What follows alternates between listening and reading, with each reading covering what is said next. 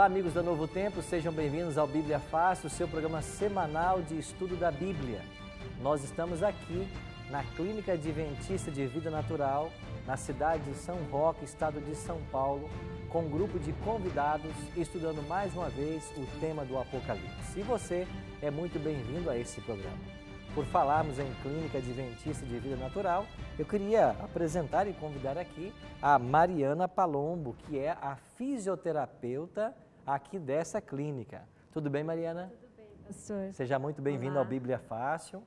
Diga para nós, quais são os tratamentos da área da fisioterapia que acontecem ou são oferecidos aqui na clínica?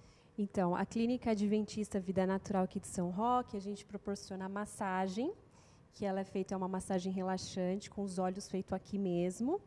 Nós temos também a hidroterapia, que é o tratamento com águas. Aí nós temos os banhos, que é a hidromassagem na banheira. Aí temos os banhos, que é o banho de tronco, que é feito só para a parte do tronco, que é a imersão do tronco.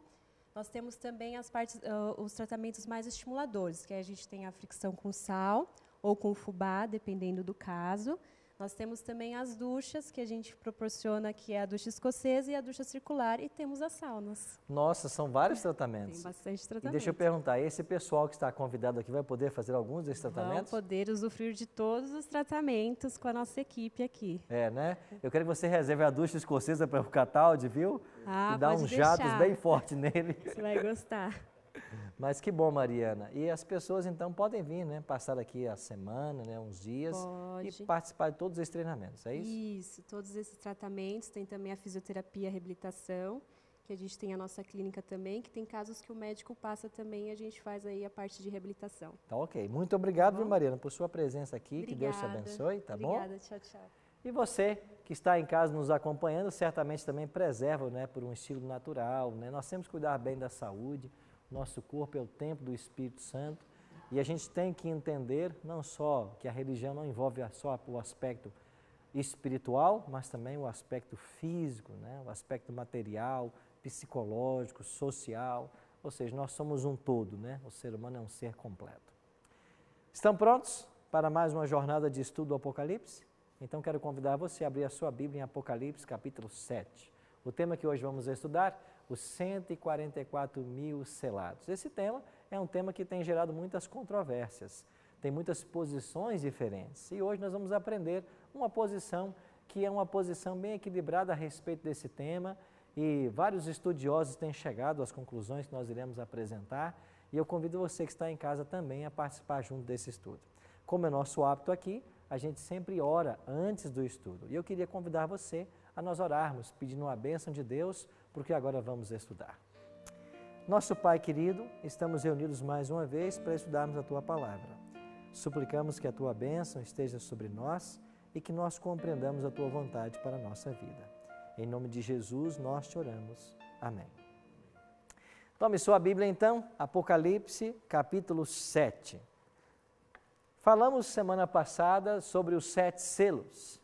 E nós explicamos que o 6º selo, ele já se cumpriu na história, nas datas de 1755, 1780 e 1833. Agora, quando chegamos ao capítulo 7, nós dissemos que esse é um capítulo parentético, porque o 7º selo se abre apenas no capítulo 8, verso 1. E o 7º capítulo de Apocalipse está aí para nos ajudar a compreender quem é que vai estar de pé no grande dia da volta de Jesus.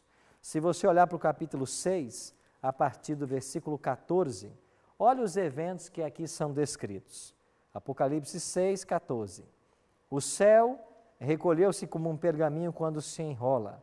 Então todos os montes e ilhas foram movidos do seu lugar. Os reis da terra, os grandes, os comandantes, os ricos e os poderosos, e todo escravo e todo livre se esconderam nas cavernas e nos penhascos dos montes, e disseram aos montes e aos rochedos: caí sobre nós, e escondei-nos da face daquele que se assenta no trono e da ira do Cordeiro, porque chegou o grande dia da ira deles, e quem é que pode? Suster-se. Aqui está a reação dos ímpios, no momento da volta de Jesus. Eles estarão fugindo em desespero, eles preferirão a morte do que contemplar a Cristo que volta nos céus. E então é feita uma pergunta: quem é que pode ficar de pé? Quem é que pode resistir? Resposta: os 144.000, capítulo 7. Então vamos entender quem são esses 144.000 selados. Capítulo 7, verso 1. Depois disto, vi 4 anjos em pé nos 4 cantos da terra, conservando seguros os 4 ventos da terra, para que nenhum vento soprasse sobre a terra, nem sobre o mar, nem sobre árvore alguma. O que significam esses ventos na profecia? Significam guerras, rumores de guerras. E agora o Apocalipse 7 diz que existem 4 anjos e eles estão em pé nos 4 cantos da terra. Isso aqui é uma alusão aos 4 pontos cardeais: norte, sul, leste e oeste. E esses anjos estão segurando os ventos, ou seja, impedindo que as guerras destruam esse planeta. Até que momento? Versículo 2. Vi outro anjo que subia do nascente do sol, tendo o selo do Deus vivo, e clamou em grande voz aos 4 anjos, aqueles aos quais fora dado fazer dano à terra e ao mar, dizendo: não danifiqueis nem a terra, nem o mar, nem as árvores, até selarmos na fronte os servos do nosso Deus. Então, o tema do capítulo 7 é o selamento do povo de Deus, o selamento dos 144.000. Os ventos não deverão ser soltos até que nós coloquemos na testa, na fronte, o selo de Deus nos seus servos. Quem são esses selados? O que isso significa? Vamos deixar que a Bíblia nos responda. Mário. Pastor, esses selos aí é simbólico? Simbólico, não é um sinal visível, não é um selo que alguém vai receber e vai ficar a marca, mas é simbólico. E agora, qual é o simbolismo desse selo? Pois bem, os 4 anjos não soltarão os ventos até que o selamento aconteça. Quem são os 144.000? Versículo 4. Então ouvi o número dos que foram selados, que era 144.000 de todas as tribos dos filhos de Israel. Quem são estes 144.000? Aqui no capítulo 7, nos são oferecidas 3 características que nos ajudam a identificar quem é esse grupo. Primeira característica: eles são selados com o selo de Deus. Nos versos 3 e 4 que nós lemos, o anjo disse: não soltem os ventos até que nós coloquemos em suas frontes o selo do nosso Deus. Deus então tem um selo, e esse selo está sendo aplicado à humanidade. Mas que selo é este? O sinal de livramento que será posto sobre os servos de Deus, ele é colocado sobre aqueles que guardam os mandamentos de Deus, reverenciam sua lei e se recusam a aceitar o selo da besta, que nós iremos estudar com detalhes no capítulo 13. Então, se o capítulo 7 do Apocalipse introduz o selo de Deus, o capítulo 13 introduz o selo da besta. Então, você tem 2 selos no Apocalipse, e a humanidade será dividida em 2 grupos: aqueles que recebem o selo de Deus e aqueles que recebem o selo da besta. Cataldi. O selo de Deus é apenas para quem guarda o sábado, pastor? Vamos olhar aqui alguns textos e responder a sua pergunta. Primeira delas, Isaías 8,16, Cataldi, diz assim: sela ou liga o testemunho e sela a lei no coração dos meus discípulos. Deus sempre intencionou que sua lei fosse selada em nosso coração. Todos nós entendemos essa figura. É que essa lei estivesse guardada em nosso coração. Lembra que o salmista Davi até orava assim?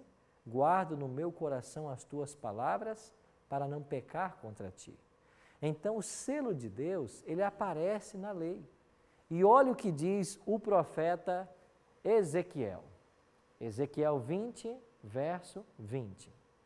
Santificai os meus sábados e servirão de sinal entre mim e vós, para que saibais que eu sou o Senhor, vosso Deus. O sinal entre Deus e seu povo é o sábado. Agora a sua pergunta é muito importante para esse momento.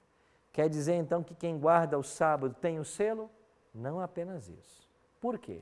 Porque nós aprendemos pela Bíblia que o quarto mandamento é o sábado, mas Deus não tem apenas um mandamento. Quantos ele tem? 10.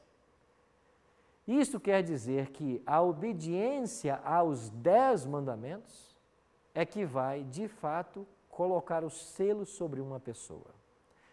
Um outro detalhe interessante. Tiago, capítulo 2, versos 10 em diante, diz assim: pois qualquer que guarda toda a lei, mas tropeçar em um só ponto, se torna culpado de quantos? Todos. Aí o verso 11 diz assim: porque aquele que disse, não cometerás adultério, também disse, não matarás. Se tu, pois, não cometeres adultério, mas matares, está feito transgressor da lei. Assim falai e assim procedei, como devendo ser julgados pela lei da liberdade. Ou seja, Tiago está afirmando de que se nós guardarmos, deixa eu dar um exemplo para você, não está aqui.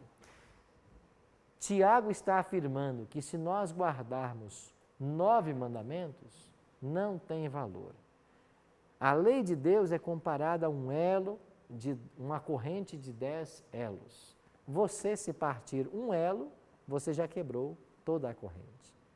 Então você pergunta, recebe o selo de Deus quem santifica o sábado? Sim, não apenas o sábado. Quem obedece toda a lei. Então a obediência à lei é que produz em nós o selamento prometido. Elcio. 3 questões breves. A primeira diz que o anjo trouxe o selo com ele. Certo. A segunda diz aqui que foram selados os filhos de Israel, os judeus, quem é de Israel apenas. Ok. E a terceira questão é a questão de Efésios, pela graça sois salvos. Ok. Por meio da fé. Então, teoricamente, não bastaria mais nada. Bastaria a fé, a graça, para sermos salvos sem qualquer outro sinal visível. Ok. Então, nos explica isso, por favor. Então vamos aos 2 pontos. Primeiro, esse anjo, ele vem com um selo, ele vem do nascente do sol, né, do oriente, e ele tem o selo do Deus vivo. Esta visão, acontece uma visão similar lá no livro do profeta Ezequiel, no capítulo 9, quando um anjo passa pelo meio de Jerusalém, também selando aqueles que seriam poupados da destruição. O selamento é um simbolismo. Então você tem um anjo com a missão de colocar o selo. Sobre quem ele vai colocar o selo? Sobre aqueles que são os obedientes. Porque o selo de Deus é o sábado e está na lei. Mas Tiago diz que não adianta guardar um mandamento. Temos que guardar todos. Então o selo é colocado sobre os obedientes à lei de Deus. Por isso o anjo vem com o selamento. Ele sela aí 12 mil de cada tribo. Por isso 144 mil dos filhos de Israel. Como nós estamos tratando de um simbolismo, nós entendemos de que esse Israel não é o Israel literal, mas é o povo de Deus que é chamado no Novo Testamento o Israel espiritual, o Israel de Deus. Você quer ver um exemplo muito claro? Nós acabamos de ler um texto de Tiago, não foi? Deixa eu ver se é Tiago quem chama no primeiro capítulo. Tiago, no primeiro capítulo, olha como ele vai chamar os membros a quem ele se dirige. Tiago 1. Tiago, servo de Deus e do Senhor Jesus Cristo, as 12 tribos que se encontram na dispersão. Saudações. Para quem Tiago estava falando? Para o povo de Israel? Não. Porque as 12 tribos não mais existiam. 10 tribos tinham sido destruídas pelo Império Assírio no ano 722 a.C. Então a expressão agora, as tribos de Israel, é aplicada à igreja cristã. Então é Paulo, principalmente, o teólogo, responsável por ensinar essa transição. E nós agora somos o Israel espiritual, que fomos enxertados na videira. Então os 144 mil do capítulo 7 não são judeus literais, mas é o Israel espiritual. Até porque, quando o Apocalipse foi escrito no final do primeiro século, você já não tinha mais o povo judeu como nós tínhamos no Antigo Testamento. Agora, terceiro ponto. Há algum choque entre o selo de Deus estar na lei ser o sábado e a pregação da Bíblia, que nós somos salvos pela graça? E você mencionou Efésios 2:8, né? Nenhum. Nós somos salvos inteiramente pela graça. É isso que ensina Paulo. Ele diz claramente, porque pela graça sois salvos, mediante a fé, isto é um dom de Deus. E no verso 9 ele diz, não de obras, para que ninguém se glorie. Nós somos salvos é pela graça de Jesus. Agora, o juízo, ele acontece mediante as obras. Por isso Jesus disse, quando ele vier, cada um vai ter que dar conta do bem ou mal que fez por meio do corpo. A salvação é pela graça, mas o juízo é pelas obras. Então, aquele que aceita a Cristo como Salvador, ele só recebe o selo de Deus quando ele passa a viver uma vida de obediência. E esse é o natural. Porque o que não é natural é alguém dizer que aceitou a Cristo e continua na desobediência. Então, o que nós não podemos fazer aqui, como a Maís usou um dia a expressão, né? Diz você que é lá de Goiás, né? Não colocar o carro na frente dos bois. Eu sou salvo pela graça. Agora, eu sou salvo para obedecer. Agora, eu não acredito na salvação de uma pessoa, por exemplo, que vive em adultério, que viva matando, que viva roubando. Ou seja, alguém que vive na transgressão aberta à lei de Deus, está evidenciando de que ele não foi salvo. Então, Cristo nos salva para a obediência. Então, eu fui salvo pela graça, mas eu recebo esse selo, porque agora a minha vida está em obediência à lei de Deus. Se eu não obedecer, isso evidencia que eu não fui salvo. Então, nós não vemos nenhum choque entre lei e graça. Pelo contrário, elas se complementam.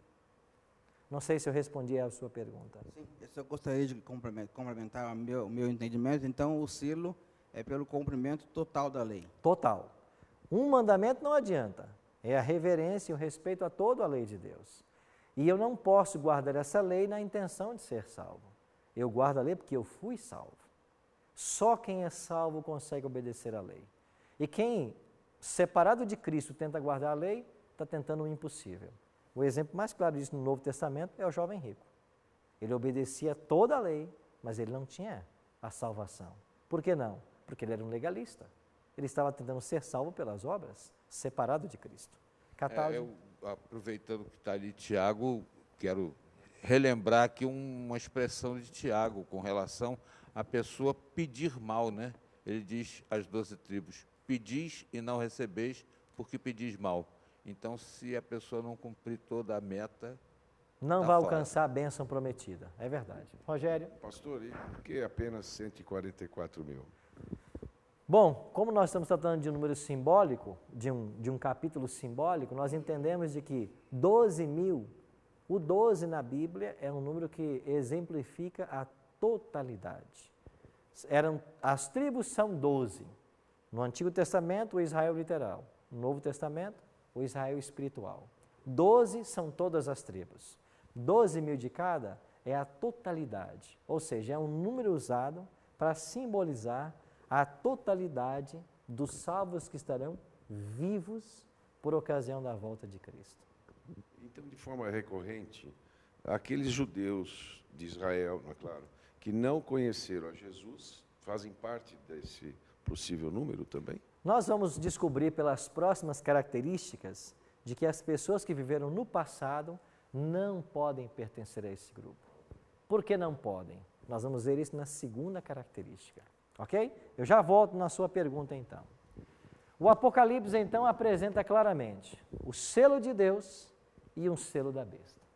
Aí eu pergunto para vocês, se Ezequiel 20, 12 e 20 aponta o sábado como um sinal, um selo entre Deus e seu povo, qual será no futuro o selo da besta?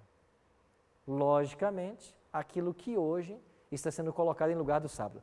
Desculpa, eu não havia visto. Antônio, por favor. Praticamente as perguntas que eu faria, elas foram respondidas pelas explanações anteriores, no número 144 mil, 12 tribos, pela multiplicação 144 mil. Hoje, seres humanos continuam sendo selados por estarem praticando os 10 mandamentos, por estarem seguindo a palavra de Deus. E aí eu pergunto, é uma indagação. Na Bíblia, nós sabemos que um dia de 24 horas significa um ano. Esses 144 mil não pode ter a mesma multiplicação? É boa a sua pergunta, né? Agora, nós temos aplicado esse período profético quando ele refere-se a tempos, né? Então, um dia, um ano em profecia. Só que aqui, nós não estamos tratando de tempos, estamos tratando de uma quantidade de pessoas, mas também é simbólico. Então, 144 mil, nós entendemos, não é um número literal de 144 mil pessoas que serão salvas nesse momento, mas é o título ou a totalidade daqueles que serão salvos. Por isso, o número simbólico. O que é que fortalece mais essa ideia? Dá uma olhadinha na sua Bíblia aí, em Apocalipse, capítulo 14. De fato, 2 capítulos da Bíblia tratam desse tema, dos 144 mil. É o capítulo 7 e o capítulo 14. Agora, olha o capítulo 14, verso 1. Olhei, Apocalipse 14, 1. Olhei, e eis o Cordeiro em pé sobre o monte Sião. E com ele quem estava? Quem estava com ele? Os 144 mil. Agora eu pergunto, o Cordeiro aqui é uma figura simbólica ou é o animal literal? É uma figura simbólica. A quem o Cordeiro representa no Apocalipse? Jesus. Ele é chamado dezenas de vezes de o Cordeiro de Deus. O Monte Sião aqui é o Monte Sião literal, lá em Jerusalém, ou agora é um tipo do céu? É uma tipologia do céu, onde está Cristo e os salvos. Então, se o Monte Sião é simbólico, se o Cordeiro é simbólico, os 144 mil é um número simbólico e não literal. Se eu disser que são 144 mil pessoas, o Monte Sião tem que ser literal e o Cordeiro tem que ser o animalzinho literal. E não é esta a visão que João está tendo, é uma visão simbólica. Mas vamos ver um outro detalhe. O selo de Deus permanece como estando na lei de Deus e sendo o sábado. Agora, o que é que vai ser colocado em lugar do sábado ou que já está sendo colocado? A santificação do domingo. Então, amigos, ouça o que eu vou dizer para vocês. O domingo será a marca da besta. Não é ainda, mas será. E essa mudança do sábado para o domingo é uma mudança histórica. Ela pode ser comprovada na história. Aqui está uma obra que é uma tese doutoral defendida na Pontifícia Universidade Gregoriana em Roma e publicado na mesma entidade em 1977 e que recebeu o imprimato do Vaticano. Ela se chama Do Sábado para o Domingo. E esse doutor em teologia, Samuel Bacchiocchi, que faleceu há alguns anos, defendeu em sua pesquisa uma investigação histórica sobre o surgimento da observância do domingo no cristianismo primitivo. E sabe o que é que ele afirma em sua tese? De que a mudança do sábado para o domingo, que começou com o decreto de Constantino, lentamente foi produzida ou operada pela Igreja Romana. O sábado foi abandonado e o domingo foi colocado como dia de guarda. Então, quando o Vaticano coloca o seu selo na publicação dessa tese, o Vaticano está dizendo, o que ele está afirmando da mudança do sábado para o domingo, nós assinamos embaixo. Nós mesmos fizemos essa mudança. Eu pergunto para você que está em casa, você já compreendeu que essa mudança foi um processo na história, na tentativa de se cancelar a lei de Deus e o sinal entre Deus e seu povo? Nós iremos para o intervalo e quando voltarmos, eu quero voltar nesse ponto, para que fique muito claro para todos nós. Daqui a pouquinho voltaremos. Quando a dor lhe sobrevir, quando a lágrima descer, eu ainda estou aqui. Não duvides, basta apenas crer.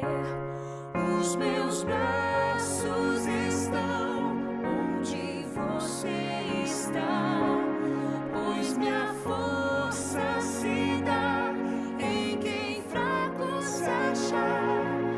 Não importa o lugar, eu irei te alcançar e te renovarei. Se creres, podes descansar.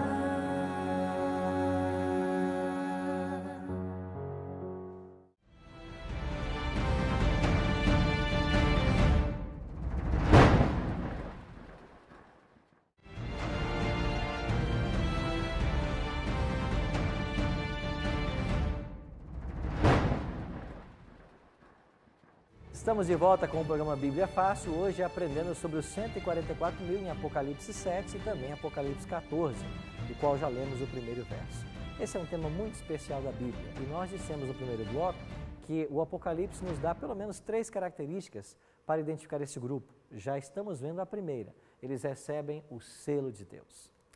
Nós temos um presente para você aqui na Novo Tempo. Graças ao apoio dos Anjos da Esperança, nós podemos oferecer para você essa linda revista que contém todos os temas do programa Bíblia Fácil. Ela pode ser sua. Basta você ligar para nós no telefone 0 operadora 12 21 27 3121 ou então acessar nosso blog novotempo.com/Bíblia Fácil. Lembre de ligar sempre em horário comercial. E no blog você vai preencher um formulário e nós vamos enviar essa revista para a sua casa através dos correios. Num prazo de 15 a 20 dias, ela vai estar chegando na sua casa. No final da mesma, nós temos um questionário para ser preenchido. Quem preencher esse questionário e devolver para Novo Tempo, poderá ganhar um DVD com 18 temas do livro do Apocalipse, gravados numa ilha, lá na cidade de Angra dos Reis, no estado do Rio de Janeiro.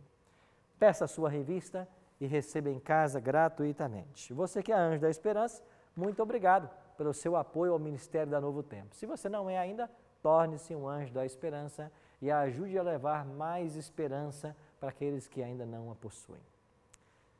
Terminamos o primeiro bloco falando sobre a obra de Samuel Bacchiocchi, que prova historicamente a mudança do sábado para o domingo efetuado pela Igreja Romana.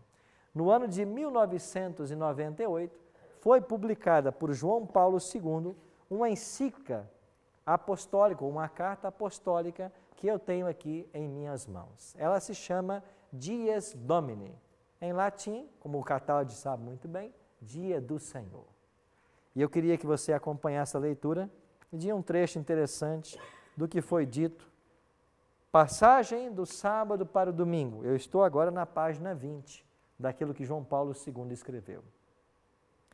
E ele diz assim: por esta dependência essencial que o terceiro mandamento tem da memória das obras salvíficas de Deus, os cristãos, apercebendo-se da originalidade do tempo novo e definido e inaugurado por Cristo, a assumem como festivo o primeiro dia depois do sábado.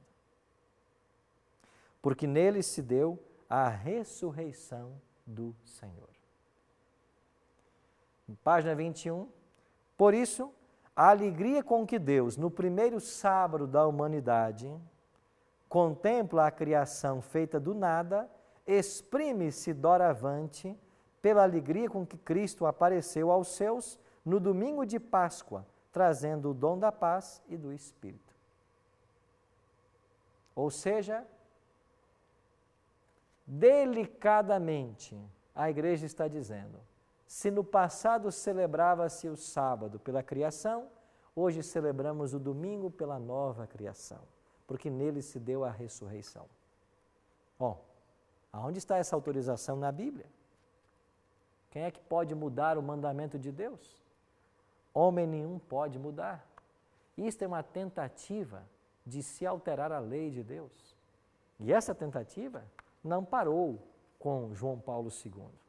Eu também trouxe para vocês aqui a última, eu não sei se talvez seja a última, mas a encíclica do Sumo Pontífice do Papa Francisco, chamada Laudato Si. E nessa carta apostólica, escrita no ano passado, em 2015, Olha o que é dito no capítulo 2, na seção 71. A tradição bíblica estabelece claramente que esta reabilitação, ele está falando aqui da preocupação da humanidade com a nossa casa comum, o planeta Terra. Então, a tradição bíblica estabelece claramente que esta reabilitação implica a redescoberta e o respeito dos ritmos inscritos na natureza pela mão do Criador. E isso está patente, por exemplo, na lei do Shabat. No 7º dia, Deus descansou de todas as suas obras, e Deus ordenou a Israel que cada 7º dia deveria ser celebrado como um dia de descanso, um Shabat. O desenvolvimento dessa legislação procurou assegurar o equilíbrio e a equidade nas relações do ser humano com os outros e com a terra, aonde vivia e trabalhava. Ou seja, ele está mencionando aqui o sábado, o 4º mandamento da lei de Deus. Assim Deus intencionou. O equilíbrio das relações humanas e com o planeta, ele só pode ser adquirido se você a cada 7 tira um dia para descansar. Agora, nesse mesmo documento, no artigo 237, olha o que ele escreve. A participação na Eucaristia é especialmente importante no domingo. Esse dia, à semelhança do sábado judaico, é-nos oferecido como um dia de cura das relações do ser humano com Deus, consigo mesmo, com os outros e com o mundo. De quem é o sábado agora? Dos judeus. Sábado judaico. Quem disse para você que o sábado é dos judeus? Ah, pastor, eu já ouvi o meu pastor ensinar isso. O seu pastor está ensinando mentiras. O sábado não é dos judeus. Se você tem uma Bíblia em casa, leia Gênesis 2, 1 a 3.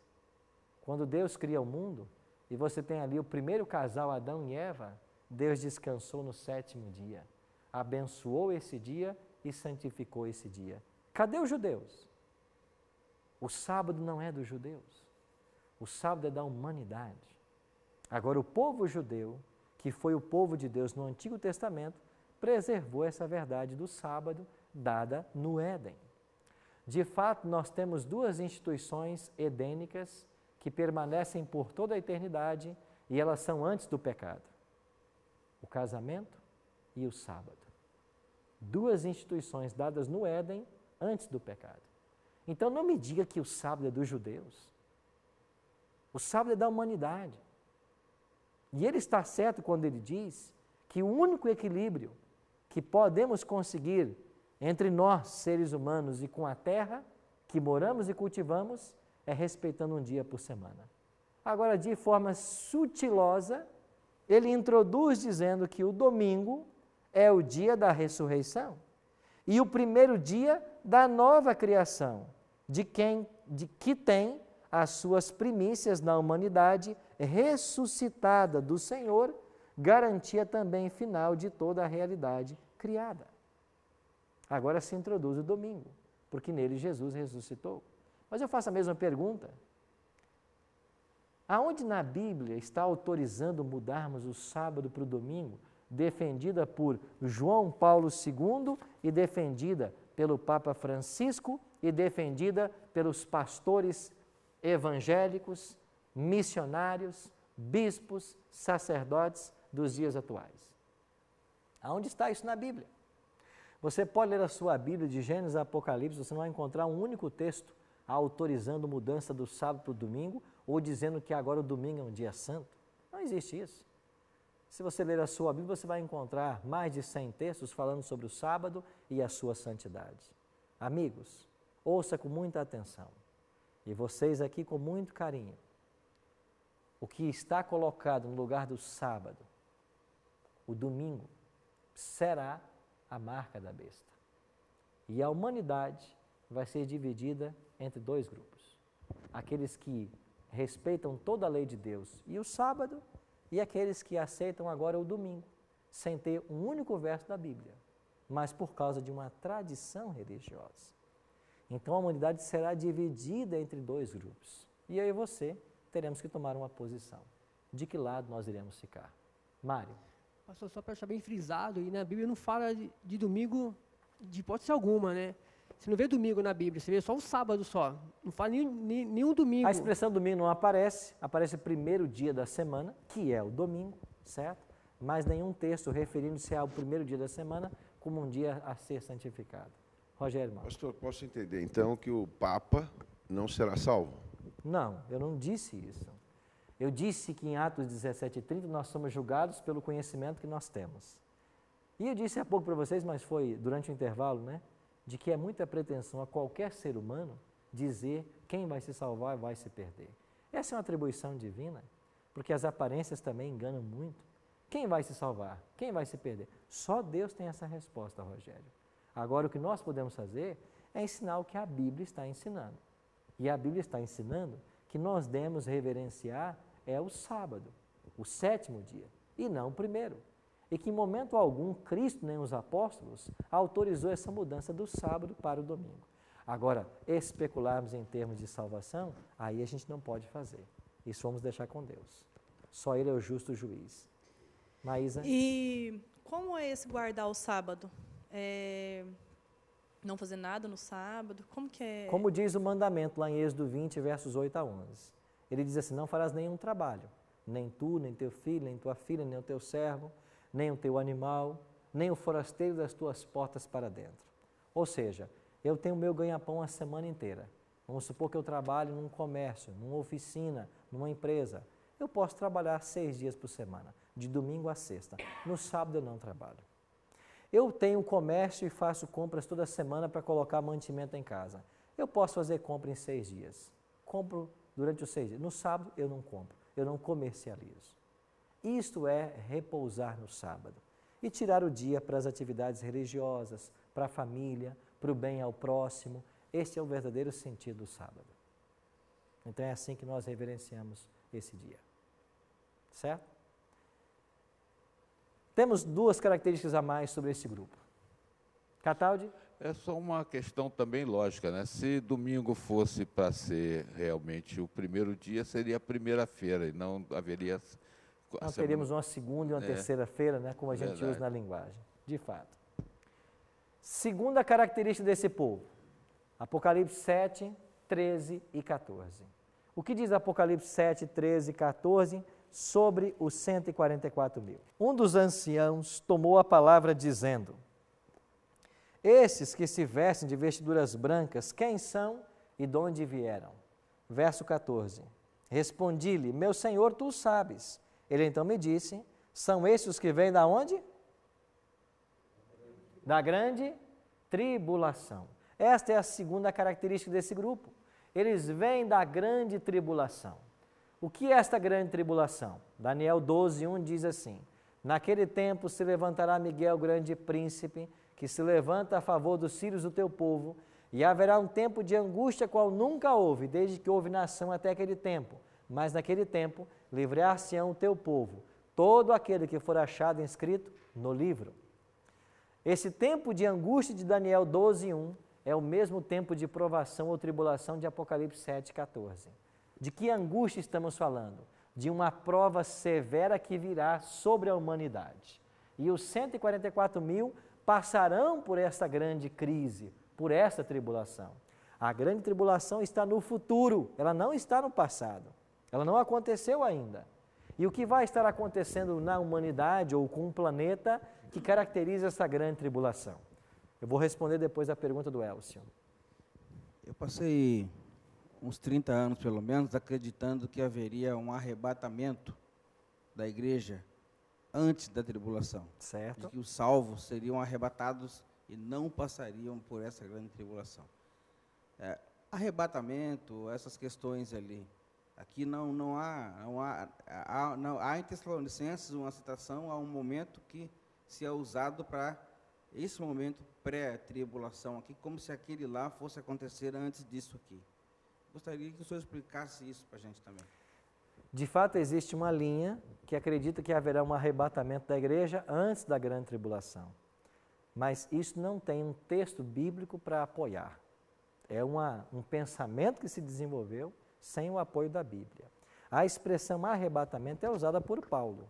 Ele usa ela em 1 Tessalonicenses 4, 16 e 17. Mas quando Paulo usa, ele diz que quando o Senhor voltar, nós seremos arrebatados entre nuvens para o encontro do Senhor nos ares. Então, o arrebatamento dos salvos, ou os salvos serem tomados e levados, é apenas na volta de Jesus. Não existe um arrebatamento da igreja antes da grande tribulação. Até porque estamos aprendendo de que os 144 mil, eles passaram pela grande tribulação. E nós vamos concluir de que os 144 mil, eles representam todos os salvos que estão vivos. Ou seja, eles vão passar pela tribulação. Não existe arrebatamento secreto. Porque se existisse arrebatamento secreto, Jesus voltaria para dar a recompensa a quem, se a igreja foi arrebatada? Não faz sentido algum. Rogério. Pastor, então, por dedução a toda a sua muito boa explicação, o selo de Deus será dado àqueles que cumprirem os 10 mandamentos. Exatamente. E o selo da besta àqueles que não cumprirem pelo menos um. Aqueles que aceitarem pelo menos o domingo em lugar do sábado. Perfeitamente. E quando isso vai acontecer? Em Apocalipse 3 nós vamos falar de tempo, porque o domingo não é hoje o sinal da besta. Ele será. Quando ele será? Aí você espera até Apocalipse 13. Então esse tempo de tribulação, ele está no futuro. Ele vai acontecer. E o que é que vai provocar essa tribulação? O Apocalipse fala. O mundo estará sendo batizado por 7 pragas. As pessoas estarão vivendo momentos difíceis. Aqueles que aceitarem a verdade da palavra de Deus não poderão comprar e nem vender, segundo o Apocalipse 13. E então este será um tempo de severa prova. Mas os salvos passarão por ela, Deus os conduzirá através da prova e eles sairão vitoriosos. Então, os 144 mil passarão pela grande tribulação. Terceira característica, nós lemos aqui mesmo, no versículo 14. Estes são os que vieram da grande tribulação e lavaram as suas vestes e as alvejaram aonde? No sangue do Cordeiro. Elcio, você está percebendo que a salvação é sempre pela graça, ela é pelo sangue? Eles receberam o selo da aprovação divina porque eles estão obedecendo à lei de Deus. Mas eles foram salvos pelo sangue, não pela obediência. Ou seja, segundo o Evangelho, eu não obedeço para ser salvo. Eu sou salvo para obedecer. Essa é a ordem do Evangelho. Quando Cristo salva alguém, Ele salva para a obediência. Agora, como que alguém pode ensinar na igreja de que aquele que é salvo está liberto da lei, não precisa de lei? Quer dizer então que Deus nos salva para deixar-nos na prática do pecado? Deus nos salva para continuarmos matando, mentindo, roubando e adulterando? Isso não faz sentido algum. Deus nos salva para obedecermos. E é o selo de Deus que é colocado sobre nós, quando nós somos também lavados pelo sangue do Cordeiro. Então, a terceira característica desse grupo é, eles foram lavados pelo sangue do Cordeiro. Ou seja, eles entregaram-se plenamente a Cristo. A justiça de Cristo foi atribuída a eles. Desapareceu aqui a obra humana e permaneceu a obra santa de Jesus. O que Ele fez na cruz nos purifica de todo o pecado. Nós agora somos aceitos diante do Pai. Graças a quê? A nossas obras? Não, graças à obra dEle. Agora, uma vez que eu o aceito como meu Salvador, eu quero andar como Ele andou. Agora você entende o que Jesus disse em João 14,15? Se me amais, guardareis os meus mandamentos. Ah, eu amo o Senhor Jesus, mas não guardo a lei. Você é mentiroso. Você não ama o Senhor. Eu amo Jesus, então você tem que guardar a lei. Porque Ele ensinou isso. Você percebe como é fundamental conhecer a palavra e conhecer aquilo que Deus pede de nós? Professor Carlos. Pastor, e o que vai acontecer com os que ficarem na terra? Nós vamos ter 2 grupos. Um que aceitou a Cristo, recebeu o seu selo, eles são chamados de 144 mil, e quando Jesus voltar, eles vão para o céu com Jesus. E aqueles que estiverem na terra vivos e não aceitarem, serão destruídos na volta de Jesus. Paulo diz isso em 2 Tessalonicenses capítulo 2, verso 8. Ele diz que Jesus voltará e o iníquo será destruído pelo sopro da sua boca e pela manifestação da sua vinda. Então a volta de Cristo destruirá todos os ímpios. Então não vai haver uma segunda chance. Não. Muito boa a sua colocação. Não haverá segunda chance. A chance que nós temos é agora. Maísa. E na questão dos 10 mandamentos, como foi mudado os 10 mandamentos? E quem não sabe que foi mudado e está seguindo os 10 mandamentos, que foi mudado, entendeu? Deus vai ignorar essa ação. Lembra de Atos 17:30? Não levou Deus em conta o tempo da ignorância. Então, se a pessoa está sendo sincera naquilo que ela crê, Deus vai olhar para essa sinceridade. Agora, se eu conheço e não pratico, eu já sou culpado diante de Deus. Eu posso estar falando para alguém que é um cristão genuíno. Você tem a sua igreja, frequenta a sua religião, você tem aprendido coisas da palavra de Deus e tem vivido um sincero relacionamento com Jesus. Isso é maravilhoso. Se você não conhecesse nada do Evangelho, ou pelo menos algumas verdades, Deus nunca te cobraria isso, porque Deus olha a sinceridade do coração. Agora, quando eu descubro uma verdade nesse livro, Deus está me chamando para viver essa verdade. E se você está assistindo Bíblia Fácil, é porque você valoriza o estudo desse livro. E eu estou aqui para dizer para você que a palavra de Deus, ela tem o poder de libertar, mas nós temos que conhecê-la para sermos libertos. E Deus deseja libertar a todos nós, porque Jesus falou assim: se pois o Filho vos libertar, verdadeiramente sereis livres. Só Cristo liberta, e Ele liberta pela sua palavra. É por isso que o Evangelho disse: nós temos que crer, mas só podemos crer depois de ouvirmos a pregação. Como crerão se não há quem pregue? E é por isso que estamos aqui, para pregar. Por isso agora nós vamos ouvir uma música especial, cantada por Dilson e Débora. E eu pergunto para vocês, nós temos apenas uma escolha a fazer. De que lado você vai ficar? Você vai entregar a sua vida completamente a Jesus e vai se preparar para estar entre os 144 mil? Ou você vai preferir aceitar o sinal da besta quando ele chegar e perder a vida eterna? Pense nisso, enquanto ouviremos essa canção.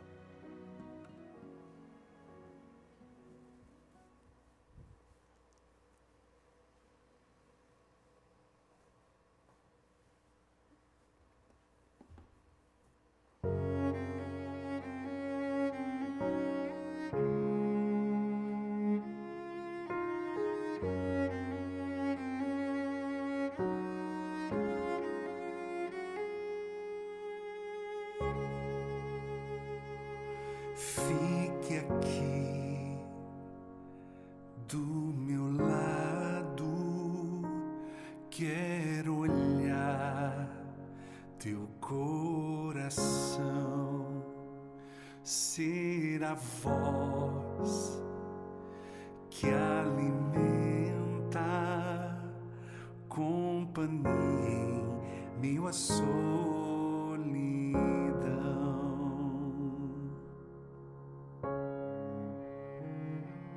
Quando a dor lhe sobrevir,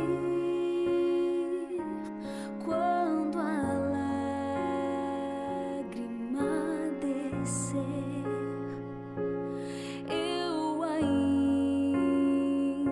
estou aqui.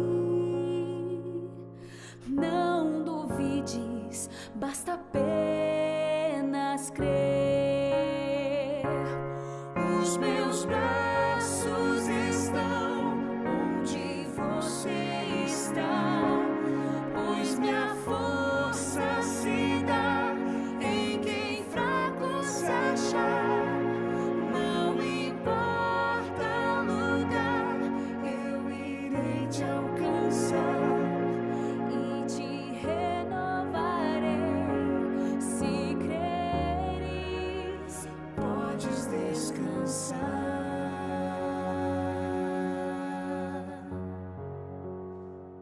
Sou teu Deus,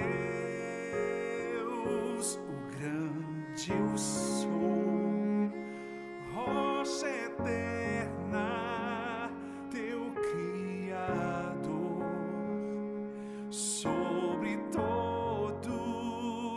eu sou o Senhor, o Cristo vivo, teu Salvador.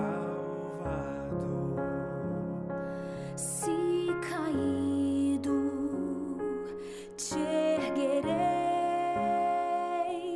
Quando escuro, eu sou a luz. Pelo nome te chamei. Vem, meu filho, sou Jesus. Os meus braços estão onde você está, pois minha força se dá em quem fraco se achar. Não importa o lugar, eu irei te alcançar e te renovarei. Se creres, podes descansar.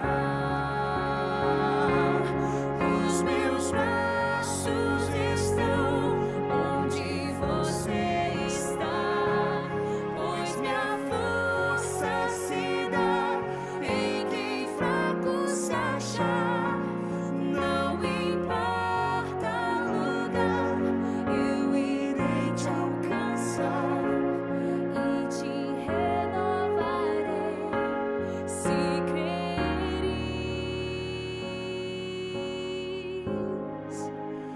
podes